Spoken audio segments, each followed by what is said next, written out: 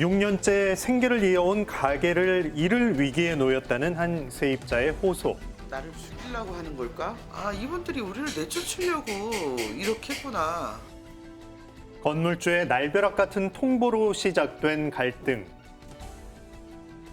500만 원을 2,050만 원으로 받는다는 게 그럼 소상공인들은 어떻게 장사를 해요? 건물주의 임대료 인상에 억울함을 토로하는 세입자. 같은 건물에 있어도 앙숙이 되어버린 사람들. 무엇이 그토록 이들을 갈라놓은 건지 사건과 사람들에서 취재했습니다. 주택가 골목에 위치한 작은 식당. 이곳에서 올해로 6년째 중국 음식점을 운영하고 있는 김영희 씨 부부. 작지만 어렵게 마련한 이곳에서 영희 씨는 오늘도 생계를 이어나가기 위한 영업에 한창이었습니다. 코로나로 인해서 장사도 덜 되고 해서 야간에 배달 위주로 하고 있는데 매출이 한 예전에 비해서 한 3분의 1 정도 줄었고요. 먹고 살기 위해 밤낮을 바꾸고 배달 위주의 장사로 운영한 영희 씨의 식당. 코로나19로 한 달에 20만 원도 못 버는 날도 허다했지만 힘겹게 버텨온 날들이 끝나갈 때쯤 또 다른 고통이 찾아왔습니다. 저희가 2016년 4월 20일 날 임대차 계약을 해서 이제 영업을 하다가 여기 옆에 슈퍼가 있거든요. 그 슈퍼 하던 분이 여기를 건물을 인수를 해서 저희하고 2016년 9월 2일 날 다시 임대차 계약서를 썼어요. 새로운 건물주와 작성한 임대차 계약은 보증금 500만 원에 월세 70만 원. 계약서 작성 이후 5년 동안 자동 갱신되어 온 계약에 문제가 생긴 건 올해 7월 건물주로부터 받은 한 통의 문자로 시작됐습니다. 올해 9월 2일이 5년 만기이니까 어느 정도 날짜는 여유롭게 할 테니 가게를 비워주는 걸로 했으면 좋겠다라는 그런 내용이에요. 그리고 이렇게 보냈네요. 더 이상 영희 씨와 임대 계약을 진행하지 않겠다는 건물주의 일방적인 통보. 건물주가 재계약을 하지 않겠다고 한 이유는 무엇일까요? 자기네들이 슈퍼 가지고 있는 게 작으니까 그것을 확장을 한다고 그래요. 여기를 이제 터서. 그런데 뭐 5년 만기됐으니까 나가라 이렇게 할 줄은 몰랐던 거죠. 건물주가 자신이 운영하는 가게를 확장하기 위해 영희 씨의 가게를 비워달라고 통보한 겁니다. 제가 이제 그 상가 임대차 보호법에 대해서 알아보니 무조건 나가라고 하는 건 안 되는 것 같다. 임대차 보호법에 따라 세입자는 임대 계약일로부터 10년 동안 계약 갱신을 요구할 수 있었습니다. 그로부터 2달 뒤 태도를 바꿔 재계약을 요청한 건물주. 그런데 재계약 시 보증금을 인상하겠다는 건물주가 책정한 금액은 이전의 4배입니다. 그 500이 2천 몇백만 원이 될 수 있나 너무 황당해서 아니 이거는 있을 수가 없는 얘기 아니냐 어떤 계산법으로 이런 계산이 나왔냐 그래서 저희는 계약을 하고 싶으나 이런 계산법으로는 우리는 계약을 못하겠다. 재계약을 하기로 한 9월 13일까지 보증금 인상을 놓고 건물주와 세입자의 대립이 이어졌습니다. 결국 지난 11월 4일 건물주로부터 한 통의 우편물을 받은 영희 씨. 임대료 청구 소송을 제기한 건물주는 법에 따라 보증금을 1,200만 원으로 인상하겠다고 했습니다.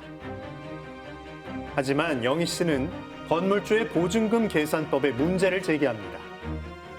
이거 받고 저는 막 가슴이 막 뛰었어요. 막 벌렁벌렁거리고 그날도 장사도 못했어요. 그러니까 500만 원에 1,200 얼마를 올려달라고 하는 이런 게 있을 수 있는지 도대체 납득이 가지 않고 너무 황당합니다. 건물주가 요구한 보증금 인상은 타당한 것일까? 전문가는 건물주의 계산법에 문제가 있다고 지적합니다. 보증금을 월세로 전환을 할 때 적용되는 그 수치가 있는데 그 수치를 가지고 역으로 적용한 겁니다. 그래서 잘못 적용한 것으로 보입니다. 게다가 법에서는 과도한 임대료 인상으로부터 세입자를 보호하기 위해 5%의 기준을 마련해둔 상황. 그렇다면 올바른 계산법은 무엇일까요? 500만 원이니까 5% 올리면 25만 원의 보증금. 그 다음에 월세는 70만 원이니까 5%로 하면 4만 5천 원이 됩니다.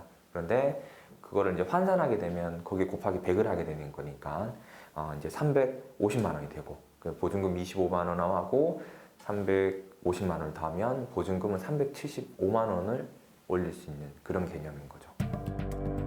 월세는 올리지 않고 보증금만 올릴 때 적용하는 계산법에 따라 보증금을 인상할 경우 건물주가 인상할 수 있는 금액은 최대 375만 원을 초과할 수 없다는 것이 전문가의 해석입니다. 제작진은 건물주에게 보증금 인상 논란에 대한 정식 입장을 여러 차례 요청했지만 거부한 상황. 끝내 소송 대리인을 통해 건물주 입장을 들을 수 있었습니다. 법에서 5% 인상을 할 수 있기 때문에 그걸 달라고 하니까 안 준다 해서 소송을 한 거예요. 그러면은 그 소송에서 청구한 1,200만 원은 어떻게 나온 거예요? 아니, 그걸 한번 잘 보세요. 그건 잘 보시면 돼요. 소장은. 어차피 판사가 판단을 해주겠지만은 우리는 그 법에서 정한 내용을 우리는 주장을 하는 거고 저기서는 그것도 못 준다 해가지고 결국 판사의 판결에 맡기고 있는 거예요. 그러면 그 원고 쪽의 입장은 소장으로 좀 대신을 하겠다는 말씀이세요? 하세요. 예. 우리 소장이 다 돼 있으니까. 그동안 경제 사정이 좋지 않은 세입자의 편의를 봐줬으며 5년 넘도록 한 번도 임대료를 인상하지 않아 법에서 정한 5% 인상을 요구했던 것이라는 건물주. 양측 입장이 대립하는 상황. 세입자인 영희 씨는 막막한 마음에 국민청원까지 올렸습니다. 이렇게 임대인이 저를 이렇게 괴롭힌다는 게 너무 힘들고 억울하고 그래서 이런 국민청원이라도 안 하면 죽을 것 같더라고요. 제가 화가 나서 그래서 이렇게 청원을 넣게 됐습니다. 하지만 임대료 갈등은 영희 씨만의 일은 아닙니다. 통계에 따르면 지난해 동안 발생한 임대차 분쟁의 사유 중 가장 큰 비중을 차지하는 것이 임대료 조정과 계약 해지 문제. 보증금 증액했을 때 금액을 얼마로 정해야 되는지에 대해서는 당사자분들이 많이들 다투는 사례도 많이 있습니다. 소송도 많고요. 5년을 안 올렸다 그래서 5%에 5년을 곱해서 25%를 한 번에 올리는 그렇게는 할 수가 없도록 지금 법이 되어 있습니다. 그 법에서 정해놓은 취지를 고려해서 5%를 증액하는 방법을 협상하는 것이 가장 좋지 않을까 이렇게 생각이 됩니다. 그 가게가 저의 그 생존권이잖아요. 먹고 사는 이분들이 적정선에서 가게를 할 수 있게끔 해줬으면 좋겠습니다. 임대료를 두고 적이 돼버린 건물주와 세입자. 생존권을 위협하지 않는 합리적인 선택지는 정녕 없는 걸까요? 무엇보다 필요한 건 서로에 대한 배려가 아닐까요?